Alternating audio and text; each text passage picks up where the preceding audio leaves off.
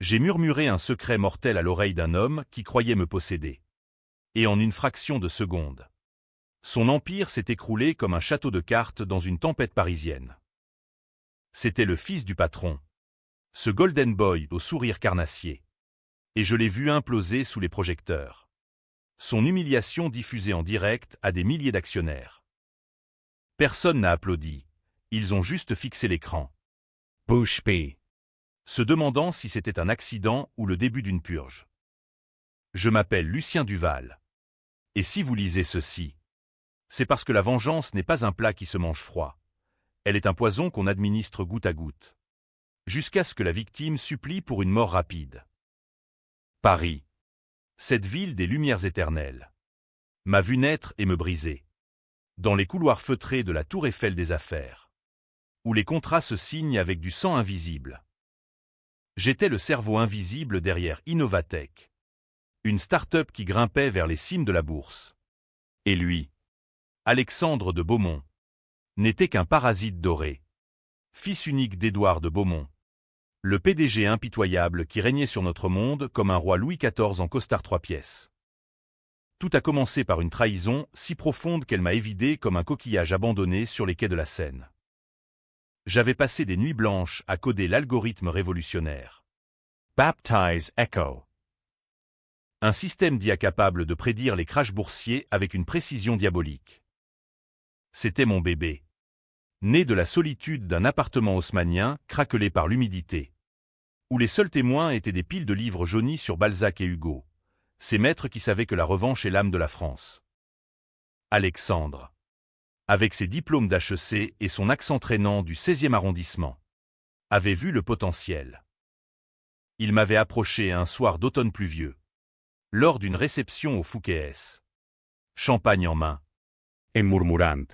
Lucien. Mon vieux. On pourrait changer le monde ensemble. Partageons ça. Pour le bien de l'entreprise. Je l'ai cru. Aveugle que j'étais. J'ai partagé le code source. Les équations mathématiques entrelacées comme des vignes du Bordelais.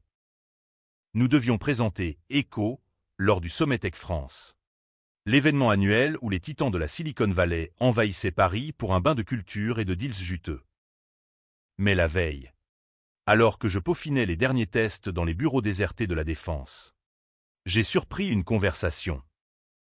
Alexandre, au téléphone avec son père, riait d'un ton suave. « Papa, Duval est un génie, mais un génie naïf. J'ai tout le code. Demain, je le lâche comme si c'était mon idée. Il portera le chapeau si ça foire, on dira qu'il a saboté le système par jalousie. Mon cœur s'est figé comme la glace sur les fontaines de Versailles en hiver. Phản bội. Pas une simple rivalité professionnelle, mais une dague en plein dos, trempée dans le venin de l'ambition familiale. J'ai vu rouge. Ce rouge sanglant des barricades de 1789. Et j'ai su que la révolution devait commencer. Mais pas avec des cris ou des poings, non. Avec la subtilité d'un Proust disséquant les âmes bourgeoises. J'ai effacé les traces de mon accès. Mais j'ai laissé une porte dérobée. Un verre numérique tapi dans les entrailles des échos. Un verre qui attendrait son heure. Activé par une phrase codée que seul moi connaissais. Le jour J arriva. Sous un ciel de plomb qui semblait pleurer pour les damnés de la finance. Le palais des congrès bruissait d'uniformes sombres et de parfums coûteux. Des serveurs glissants comme des ombres avec des plateaux de macarons la durée. Edouard de Beaumont. Imposant dans son costume sur mesure. Présidait la scène d'une main de fer gantée de velours. À ses côtés, Alexandre. Rayonnant. Prêt à dévoiler son chef-d'œuvre. Moi, j'étais en coulisses. Technician anonyme. Les doigts tremblants sur la console de contrôle. Les investisseurs, des fonds qataris aux ventures capitalistes new-yorkais, s'entassaient dans l'auditorium. Écran géant projetant des graphiques prometteurs. Mesdames. Messieurs, lança Alexandre d'une voix de velours. Micro en main. Aujourd'hui, Innovatech révolutionne la finance avec ECHO. L'IA qui voit l'avenir avant qu'il n'arrive. Les applaudissements crépitèrent comme des feux d'artifice sur la scène. Il cliqua. Et les données affluèrent, prédictions impeccables. Courbes ascendantes. Un triomphe apparent. J'aurais pu saboter tout ça d'un clic, planter un bug fatal.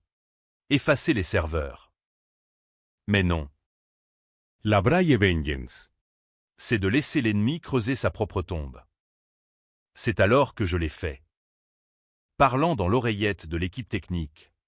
Feignant l'urgence, activer le protocole de sécurité bêta, mot de passe, liberté-égalité, point. C'était le mien. Ancré dans l'héritage révolutionnaire français. Mais Alexandre. Dans son arrogance. L'avait adopté comme sien sans comprendre. Le ver s'éveilla. Subtilement d'abord, une légère dérive dans les prédictions. Un pourcentage qui glissait de 98% à 92%. Les investisseurs froncèrent les sourcils. Puis, escalation, l'IA commença à prédire non des hausses, mais des chutes cataclysmiques, des crashs fictifs sur les actions d'Apple. Des bulles éclatants sur le CAC 40. Alexandre transpirait. Son sourire craquelant comme du plâtre ancien. C'est une simulation avancée, balbutia-t-il. Mais le chaos s'emballait. L'écran géant afficha un message en lettres rouges, erreur fatale, données corrompues par accès non autorisé. Les caméras Homer sur son visage blême. Et en direct sur BFM Business. Le commentateur hurla. Scandale chez Innovatech. Le fils de Beaumont impliqué dans une fuite de code. J'étais là. Invisible. Un fantôme dans la machine. Et pour la première fois depuis la trahison. Je respirai librement. Mais ce n'était que le début. La nuit tomba sur Paris. Lourde d'ombre et de sirènes. Alexandre me convoqua dans son bureau vitré surplombant les Champs-Élysées. Son père absent pour un dîner d'État. Lucien. Qu'as-tu fait? Siffla-t-il. Les yeux fous comme un rat piégé. Je souris. Calmement. Rien. Alexandre. C'est ton code qui a merdé. Ton idée brillante. Il bondit. Point levé. Mais s'arrêta net. Derrière la vitre. Les lumières de la ville scintillaient. Indifférentes. Tu savais pour le vol, avouai-je enfin. Et maintenant, le monde le sait aussi. Il s'effondra dans son fauteuil. Un verre de cognac à la main, un Hennessy Paradis. Bien sûr. Pour les âmes perdues de la haute bourgeoisie. Papa va me tuer, murmura-t-il. Et c'est là que le premier twist de son caractère m'apparut. Pas de rage. Mais des larmes. Des larmes calculées? Lucien. On peut arranger ça. Ensemble. Je te jure. C'était pour nous deux. Mensonge. Mais il était bon. Ce serpent. À tisser ses toiles. J'hésitai, un instant de faiblesse. Peut-être, et parti sans un mot. Laissant le poison fermenter. Les jours suivants furent un tourbillon de rumeurs et de fuites. Le Figaro titrait « Le fiasco écho, incompétence ou sabotage ». Les actionnaires fuyaient comme des pigeons de la place Vendôme sous la pluie. Edouard de Beaumont. Ce colosse au cœur de pierre convoqua une réunion d'urgence dans la salle du conseil, ornée de portraits d'ancêtres guillotinés pendant la Terreur. Qui est responsable? Tonna-t-il. Son regard perçant comme une lame de guillotine. Alexandre pointa du doigt. C'est Duval. Il a accès total. Il a dû planter le bug par vengeance personnelle. Moi, gisant le crime sur mes épaules comme un manteau trop lourd. J'aurais pu nier. Produire les logs prouvant le vol de code. Mais non. La vengeance exige du sacrifice. C'est vrai. Monsieur, dis-je d'une voix atone. J'ai saboté. Par jalousie. Les murmures s'élevèrent. Un choeur de damnation. Edward. Impitoyable. Me limogea sur le champ. Avec une clause de confidentialité qui m'empêcherait de respirer sans son aval. Alexandre. Feignant la compassion. Me glissa un chèque, pour tes familles, dit-il. Salad. Libéré. Je m'enfonçais dans les bas-fonds parisiens, louant un studio exigu près de Belleville, où les odeurs d'épices maghrébines se mêlaient aux relents de trahison. Là, seul avec mes démons, je forgeais le plan final. Le ver n'était pas mort, il dormait, attendant la prochaine démonstration, celle d'Alexandre pour racheter son honneur. Un pitch privé aux investisseurs saoudiens dans un hôtel particulier du Marais. J'infiltrais le réseau via un contact, un ancien collègue. Un hacker aux yeux las nommé Karim, qui haïssait les Beaumont autant que moi pour avoir ruiné sa sœur dans un licenciement collectif. Prêt ? Me demanda-t-il par encrypted chat. Plus que jamais. La nuit du pitch. Je sirotais un pastis amer dans un bistrot enfumé, suivant le flux en temps réel. Alexandre, revêtu d'un smoking impeccable, déroulait son speech, Écho 2.0.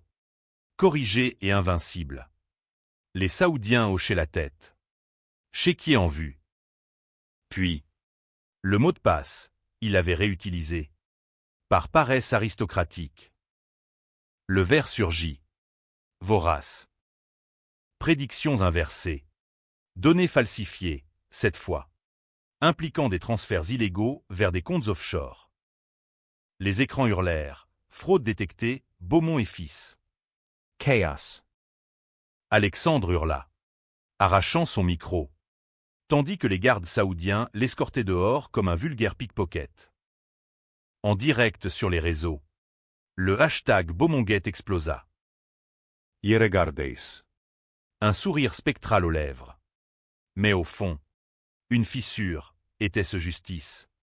Ou avais-je libéré un monstre pire que lui? Les jours qui suivirent le fiasco saoudien furent un ballet macabre dans les rues de Paris, où les feuilles mortes tourbillonnaient comme des secrets avortés sous les arcs de triomphe. J'errais, ombre parmi les ombres, évitant les regards suspicieux des anciens collègues qui me croisaient aux terrasses de Montmartre. La presse, cette meute affamée, dévorait l'affaire. Le Monde titrait « La chute des Beaumont, dynastie ou dynastie maudite ».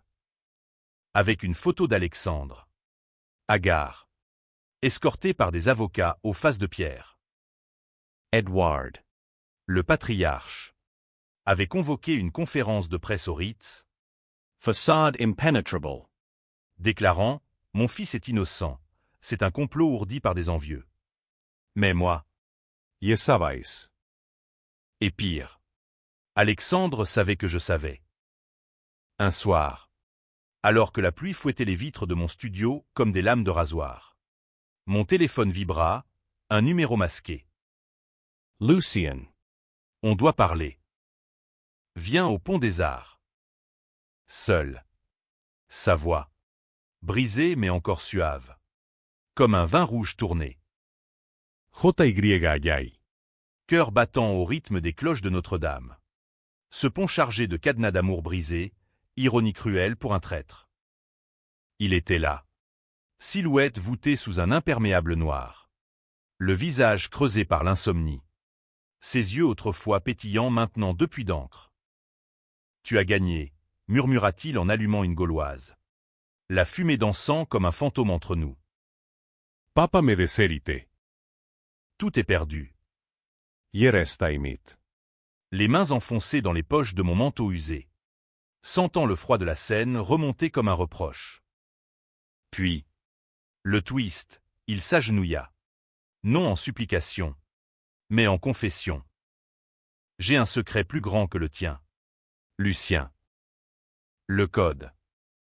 Ce n'était pas juste pour l'ambition. Papa mi a forcé.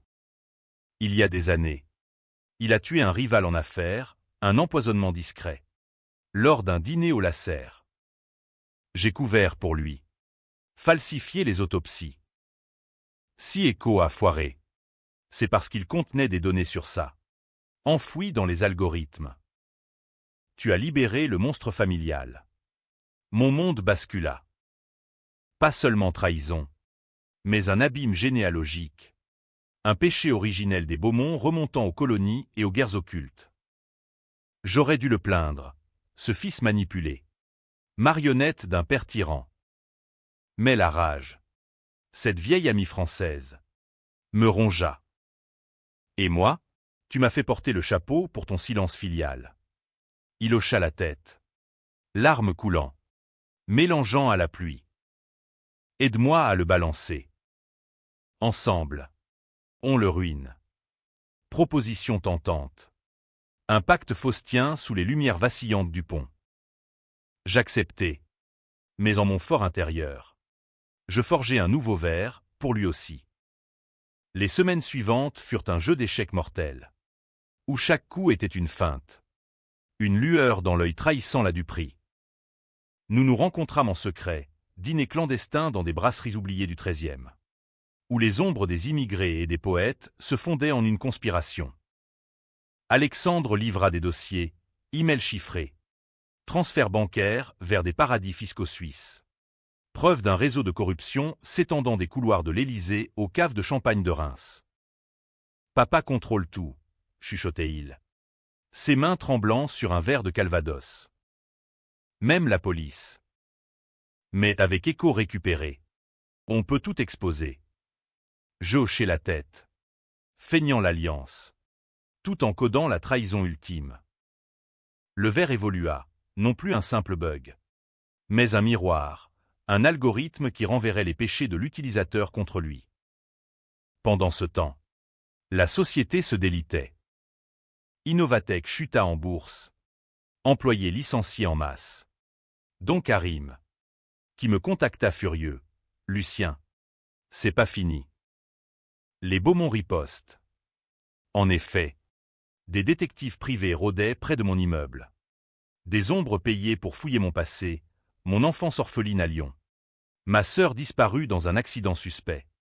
Peut-être lié aux affaires de Beaumont-Père. Un soir. Alors que je rentrais d'une veillée aux Tuileries. Où les statues semblaient juger les vivants. Jefasatskost. Deux gorilles en costard. Accent marseillaise, Monsieur Duval. Un mot avec le patron. Ils m'embarquèrent dans une berline noire. Direction une villa isolée en banlieue ouest. Aux abords de Saint-Germain-en-Laye. Édouard m'attendait dans une bibliothèque aux murs tapissés de livres reliés, Voltaire. Rousseau. Ironiquement. Assieds-toi. Lucien, dit-il d'une voix de velours empoisonnée. Un cigare cubain aux lèvres. Mon fils est faible. Toi, tu es le vrai danger. Il savait tout. Ou presque. Pas le verre. Mais le vol initial. Les manipulations. Rejoins-moi, proposa-t-il. Glissant un contrat sur le bureau, vice-présidence. Villa à Deauville. Impionite. Alexandre est un bouc émissaire. Tu portes déjà le crime. Porte-le pour moi. Et vis comme un roi. Décision controversée. Acceptée? Refusée et plongée plus profond? Yesignae. Les doigts engourdis. Mais glisser une clé USB dans ma poche. Le dossier d'Alexandre. Prêt à être activé. Libera. Je courus vers Alexandre. Feignant l'effroi, ton père propose un deal. Mais il te sacrifie. Ses yeux s'illuminèrent d'une fureur nouvelle, la première lueur authentique. On frappe maintenant. La conférence de presse demain. Au Louvre. Il présentera le redressement d'Innovatech. Parfait. Le Louvre. Ce temple de l'art volé et des gloires passées. Cadre idéal pour une chute impériale. La nuit fut courte. Hantée par des rêves de guillotine et de rires spectraux. Au matin, Paris s'éveillait sous un soleil pâle. Filtrant à travers les brumes de la Loire, non. De la Seine. Mais mon esprit vagabondait vers les châteaux maudits. Nous nous positionnâmes, moi au contrôle technique. Infiltré via un badge volé. Lui. En coulisses. Micro en main pour l'assaut verbal. La pyramide du Louvre scintillait. Foule d'élite, ministres, banquiers, célébrités du CAC 40. Édouard monta sur scène. Charismatique. Annonçant, Innovatech renaît de ses cendres. Avec Echo 3.0. Infallible. Applaudissements polis. Puis, Alexandre surgit, forçant le micro. Père, Mentor. voici la vérité. Il projeta les dossiers, transferts, Empoisonments. tout. Le public haleta. Flash crépitant comme des coups de feu. Edward Blemmet. Mais riposta. Mon fils est fou. Sabotage de Duval. Encore. Et là, le verre s'activa. Non par moi, mais par Alexandre lui-même.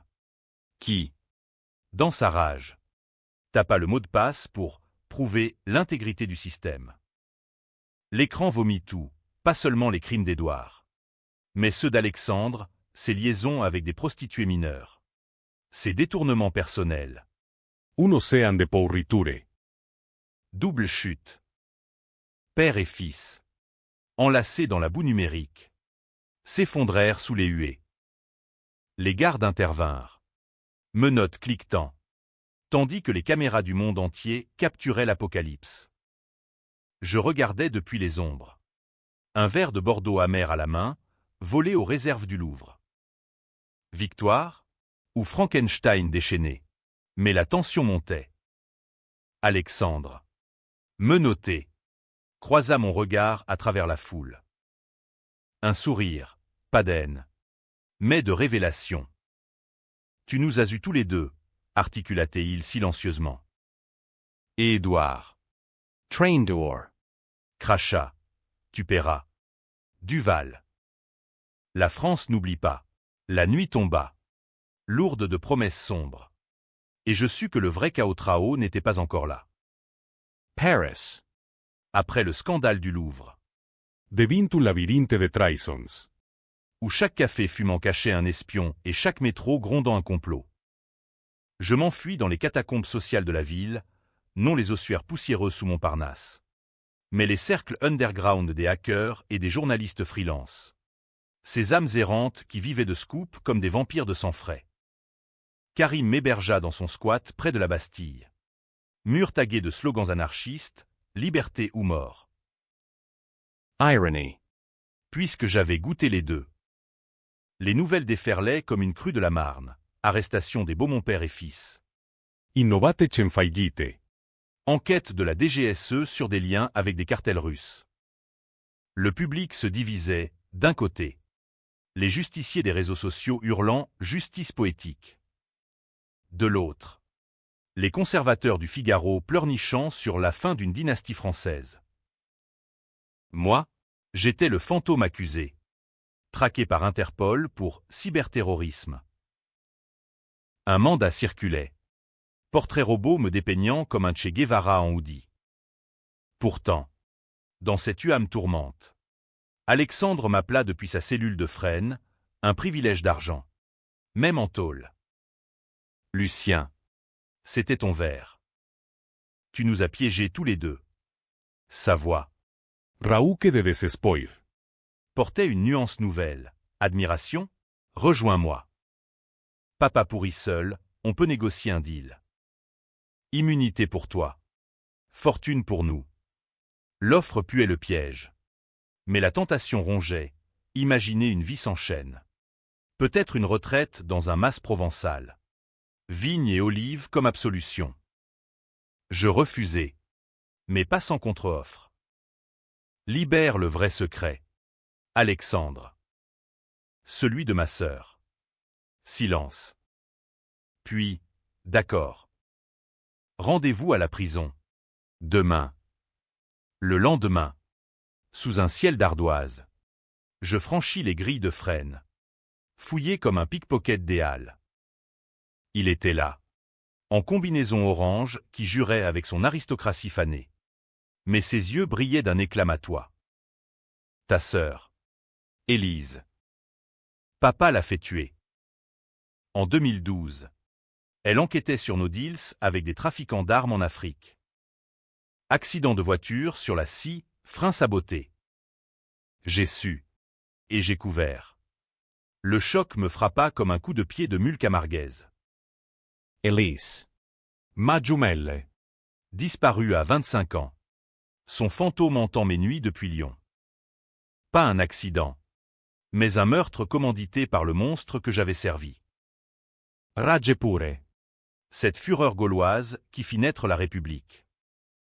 Breves, demandae. Voix chevrotante. Il glissa une clé USB sous la table, registres internes. Mais Lucien, utilise-les contre lui. Et tu me sauves aussi. Je témoigne. Alliance fragile. Tisee de mensonges. Je quittai la prison, la clé brûlante dans ma poche, et filai vers un cybercafé anonyme près de Pigalle, où les néons clignotaient comme des avertissements. Là. Je décryptai, email. Schemas. Même une vidéo granuleuse d'Élise confrontant Édouard dans un bureau surplombant la tour Montparnasse.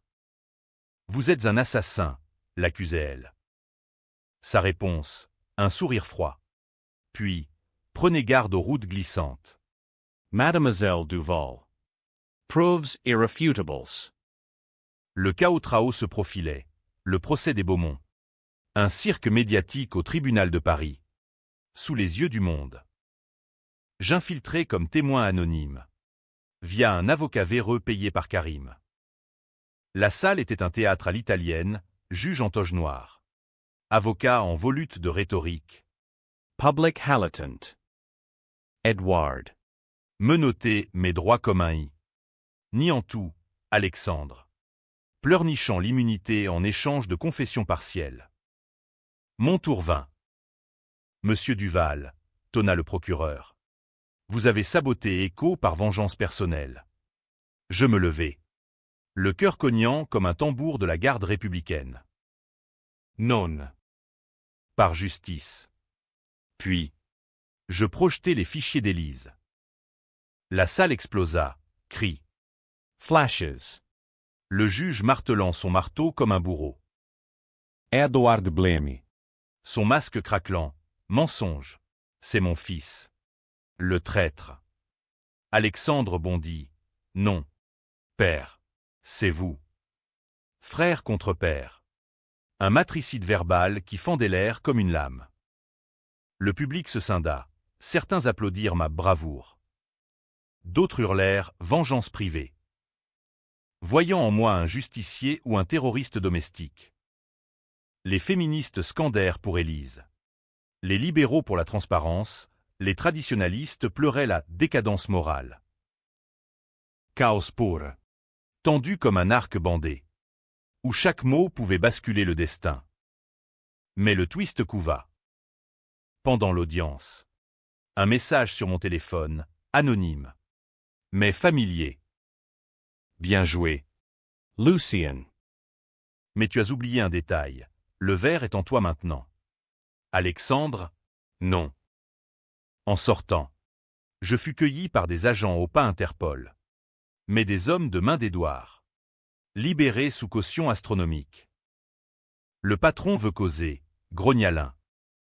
Emmené dans un entrepôt désaffecté le long de la Villette. Je fis face au patriarche. Entouré de gardes comme un empereur déchu. Tu as du cran. Duval, ricanatait-il. Un verre de Château Margaux à la main. Mais tu ignores, Alexandre n'est pas mon fils. Il est le tien. Bombe. ADN falsify. Adoption secrète. Élise et moi avions été les amants involontaires d'un complot. Notre nuit d'ivresse à Lyon fruit d'une manipulation pour lier les Duval au Beaumont. Ton sabotage, c'était pour te tester. Et tu as mordu. Mon monde s'effondra. Père d'un monstre. Frère d'une victime. Fureur ou pardon. Je choisis la fuite. Assommant un garde d'un coup de chaise. Courant dans la nuit industrielle. Sirène hurlant. Paris. Complice. M'avala dans ses entrailles. La révélation d'Édouard me rongeait comme un acide lent. Dissolvant les fondations de mon être dans les brumes matinales de la Canal Saint-Martin. Étais-je le vilain de ma propre saga? Un Édipe moderne égaré dans le labyrinthe de béton parisien? Je m'enfouissais plus profond. Changeant de planque comme un fugitif de film noir, un grenier à Ménilmontant. Puis un bateau à os sur la Seine. bercé par les clapotis qui murmuraient des secrets noyés. Karim, fidèle comme un frère d'armes, me fournit de faux papiers, Lucien Moreau. Un nom banal pour un homme extraordinaire en ruine. Les médias. Ces hyènes affamées. Passaient en boucle le « procès du siècle ». Avec des experts disséquant mon rôle, héros vengeur ou manipulateur sadique. Les plateaux télé de CNews débattaient âprement, Duval a libéré la vérité. Au prix du sang familial. Contre « c'est un psychopathe, il a détruit des innocents pour son ego ». Même les intellectuels du Café de Flore prenaient parti. Citant Camus, la vengeance est un cri de l'absurde. Je lisais ça sur un vieux laptop. Riant amèrement. Un café noir amer comme la bile.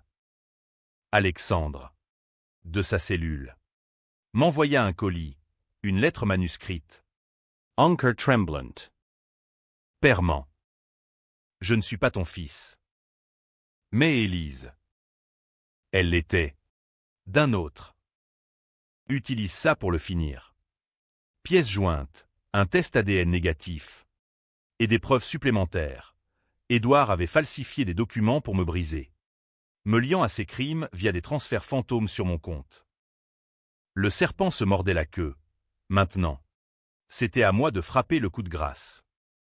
Le plan se cristallisa lors d'une nuit d'orage. Foudres zébrant le Sacré-Cœur comme une colère divine. Le gala annuel de la Chambre de commerce. Au Grand Palais. Serait le théâtre final, Édouard y paraîtrait. Malgré le procès. Pour sauver les apparences, avec un discours sur la résilience française. Invité trié sur le volet, politique. Magnat. Même le ministre de l'économie. Parfait pour une humiliation publique. Un Icare tombant sous les yeux des dieux de la finance. Avec l'aide de Karim et d'une aqueuse nommée Léa, une Bretonne aux cheveux bleus et au cynisme aiguisé comme une lame de sabre, nous infiltra le réseau du palais.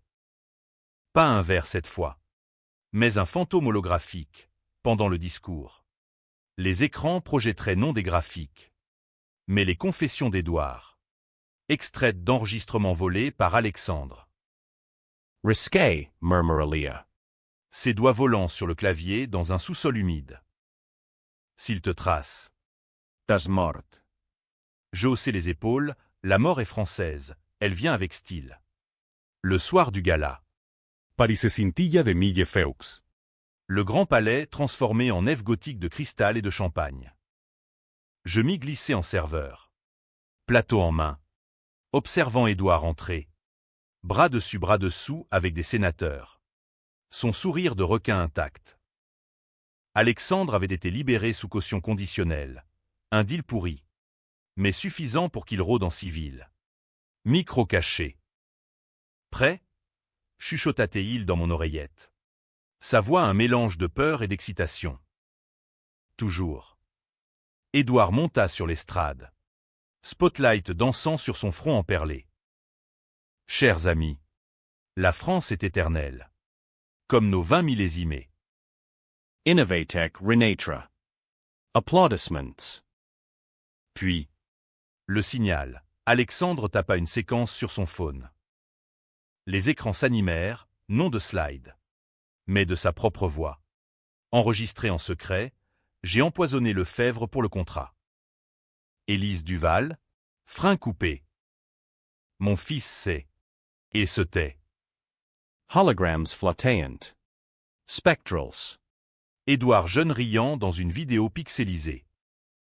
Pandémonium. Chris. Verez Brises. Le ministre fuyant par une sortie de service. Edward Hurla. Falsification. Duval. C'est lui. Mais trop tard. Les invités filmaient. Diffusant en live sur X et TikTok. Alexandre surgit de la foule. Pointant du doigt. Confessé. Père.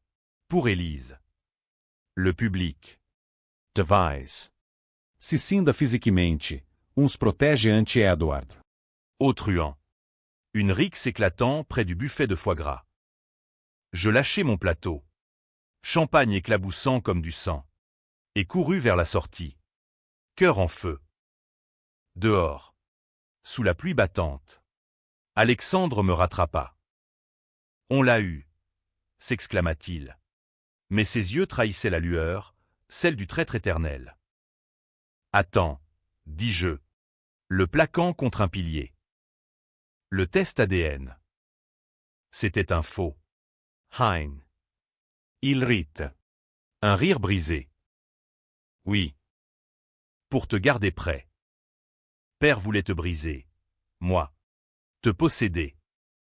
Echo était à moi dès le début. Ton code. Mais mon twist mortel. Révélation, il avait anticipé mon vers. L'avait retourné contre Édouard. Mais gardé une porte pour moi. Frère, Non. Enemy mirror. la bagarre fut brutale. Point nu sous l'averse. Éclair illuminant nos faces déformées. Il m'effrappa. Je ripostai, un coup au foie. Puis au menton. Pour Élise, grognai-je. Il s'effondra. Du sang coulant comme un vin de Bourgogne renversé. Mais au lieu de finir, je l'épargnai. Va pourrir avec ton père. Sirens approchant. Je m'enfuis dans les ruelles. Un fantôme saignant mais libre. Les jours suivants. Le scandale engloutit la France. Édouard arrêté pour meurtre. Alexandre pour complicité. Moi en cavale avec une récompense sur ma tête. Les débats rageaient. Étais-je justicier? Ou monstre ayant semé le chaos familial pour une vengeance personnelle? Même le président tweeta. La justice doit prévaloir. Sans vengeance privée. Mais dans les bistrots de province. On trinqua à Duval. Le vengeur des ombres. Pourtant, la tension culminait. Une lettre arriva. Postée de Fresnes. Lucien. Rejoins-nous. La famille t'attend. Signé. Les deux Beaumont. Piège ou rédemption tordue. La fuite devint existence. Un exil intérieur dans l'hexagone fracturé. Où chaque TGV semblait porter des chasseurs à mes trousses. Je traversai la France incognito, Bordeaux pour noyer les doutes dans du Pomerol. Puis Avignon pour les ombres des papes maudits. Enfin les falaises de Normandie. Battues par des vents qui hurlaient comme les âmes de mes victimes. Les nouvelles me poursuivaient via radio volée, procès reporté. Edouard invoquant la folie. Alexandre se suicidant presque, une tentative ratée avec des somnifères. Par remords. Disaient les tabloïds. Remords. Ou calcul pour l'opinion.